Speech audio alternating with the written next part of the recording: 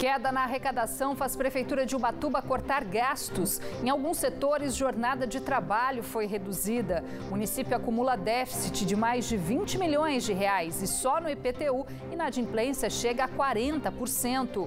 Polícia ainda procura suspeito por morte de adolescente de 17 anos, torturada após baile funk em São José dos Campos. O corpo da vítima foi enterrado nesta terça-feira.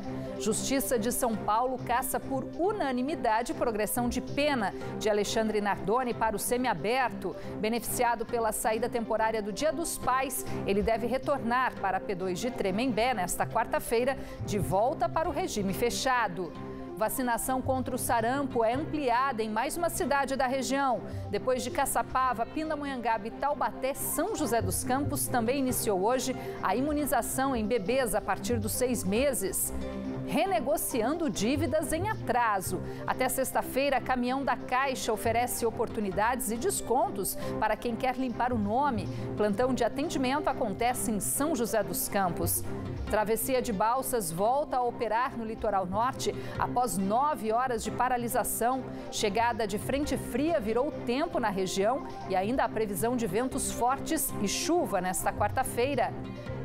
Corrente do Bem, família do pequeno Enzo, diagnosticado com paralisia cerebral, prepara leilão com camisas de jogadores para arcar com os custos no tratamento. Terça-feira, 13 de agosto, as notícias da região você acompanha a partir de agora. Band Cidade, segunda edição.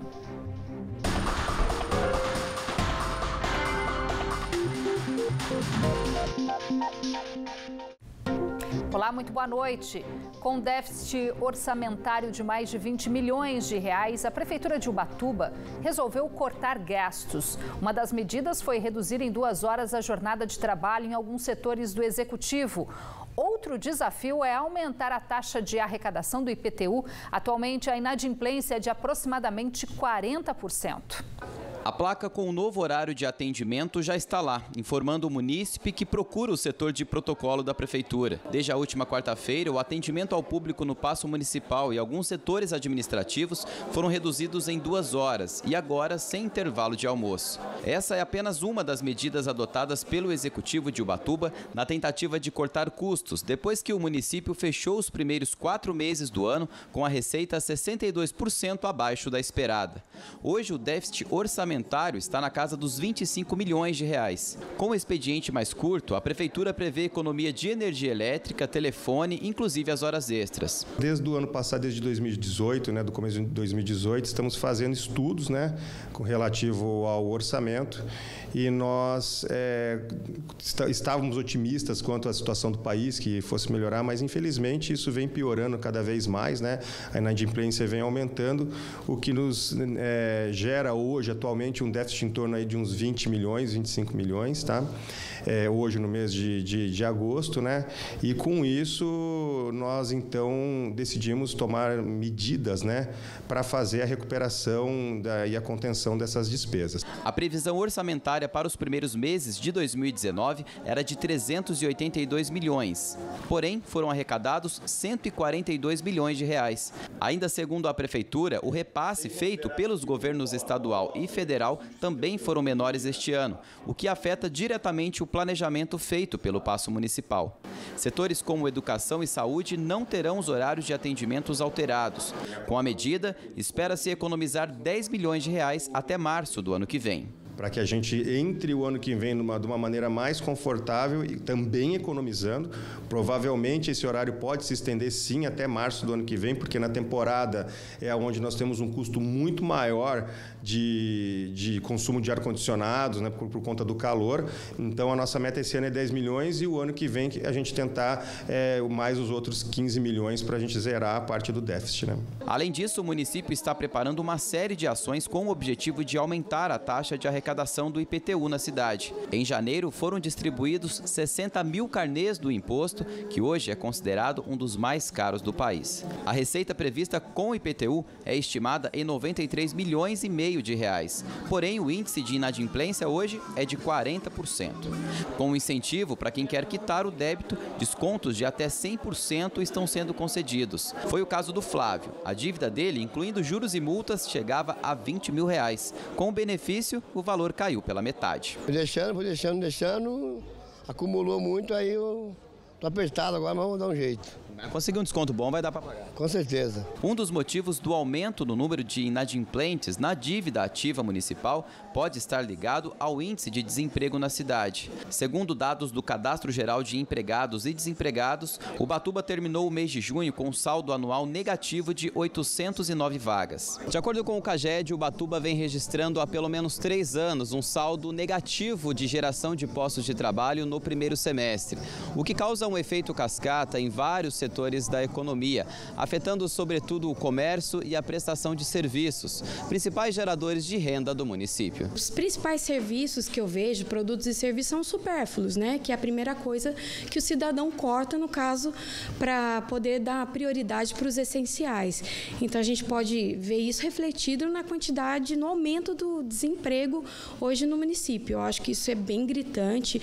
No meu setor mesmo, a gente teve um número expressivo de demissões por conta de realmente eliminação de cargos, inclusive, né? De acordo com a representante da Associação Comercial e Industrial de Ubatuba, junto com o segundo semestre, chega também as expectativas para a alta temporada na cidade. Nossa aposta mesmo é a partir de novembro, que começa o feriado, que é o do 15 de novembro, que vai ter uma grande, né?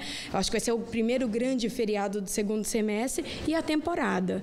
Aí é a nossa grande esperança para aquecer. Com o orçamento doméstico também comprometido, muitas famílias estão se desdobrando para conseguir ficar com as contas em dia e não entrar no vermelho. Não dá para ficar comprando roupa, só pagar as contas mesmo. Só no limite? Só no limite. Tem que ver direitinho se não vai faltar, então tem que ver. Tem que pensar. Tem que pensar. Em São José dos Campos, um crime surpreendeu a própria polícia na madrugada de hoje. Uma mulher matou o companheiro esfaqueado na frente de policiais militares no Jardim das Indústrias. Segundo a polícia, o homem de 42 anos estava na frente de casa onde morava com a mulher e pediu ajuda quando viu a PM. Em seguida, ele foi atacado pela companheira de 50 anos que efetuou os golpes de faca. A vítima não resistiu e morreu ainda no local. Já a mulher foi presa em flagrante por homicídio doloso, quando há intenção de matar. E foi enterrado esta manhã em São José dos Campos o corpo da adolescente de 17 anos que foi torturada e morta após sair de um baile funk no fim de semana. A polícia investiga o caso, mas até o momento nenhum suspeito foi identificado. A maldade com Jamile foi tamanha que ninguém conseguiu se despedir da jovem. No velório, o caixão estava lacrado. Jamile era balconista de um mercadinho, ajudava a mãe em casa com dinheiro e a cuidar do irmão mais novo. Onde você já se viu destruir uma vida de uma jovem tão bonita, tão simpática, trabalhadeira. Teve a própria mãe dela dizendo que ela era tudo na casa, né? Ajudava a mãe desde da alimentação da casa. Agora, como que vai ficar uma mãe dessa? Jamile foi em um baile funk aqui nesta rua da favela Santa Cruz 2 com um casal de amigos e mais um homem. Uma confusão aconteceu na festa. A jovem foi colocada dentro de um carro à força depois de ser agredida. Na sequência, a adolescente foi morta com requintes de crueldade. O corpo foi encontrado ontem em um matagal no bairro Buquirinha, zona norte da cidade. A mãe de Jamile está desesperada, sem entender o que aconteceu na festa. A avó, ainda em choque, mal consegue falar da neta. Muita dor porque a minha neta era uma boa pessoa, não tinha maldade nenhuma. Um inquérito policial foi instaurado. A polícia realiza diligências para identificar e prender o assassino. Foi uma crueldade, foi um monstro que fez isso, um monstro. E a gente espera que a justiça seja feita com júri e correção monetária. A Justiça de São Paulo acatou um recurso do Ministério Público e determinou que Alexandre Nardoni volte para o regime fechado.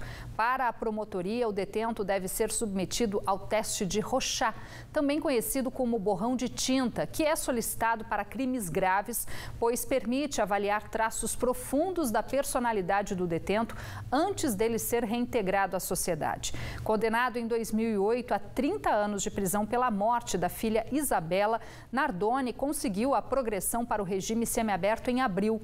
Na última quinta-feira, ele deixou a penitenciária 2 de Tremembé pela primeira vez, beneficiado pela saída temporária do Dia dos Pais. Segundo a Secretaria de Administração Penitenciária, os 3.056 detentos que deixaram as penitenciárias da região na semana passada têm até amanhã para retornarem à unidade prisional.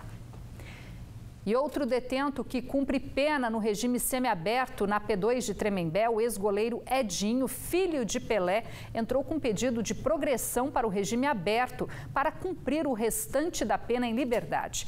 Ele foi condenado a mais de 12 anos de prisão por lavagem de dinheiro e associação ao tráfico. O Ministério Público também recorreu do pedido da defesa de Edinho, pedindo que ele seja submetido a exame criminológico antes da decisão. No próximo bloco do Band Cidade, Travessia de Balsas volta a operar no litoral norte após 9 horas de paralisação devido aos ventos fortes. E ainda, caminhão da Caixa oferece renegociação de dívidas em São José dos Campos. Descontos chegam a 90% nas quitações à vista. 7:01 agora.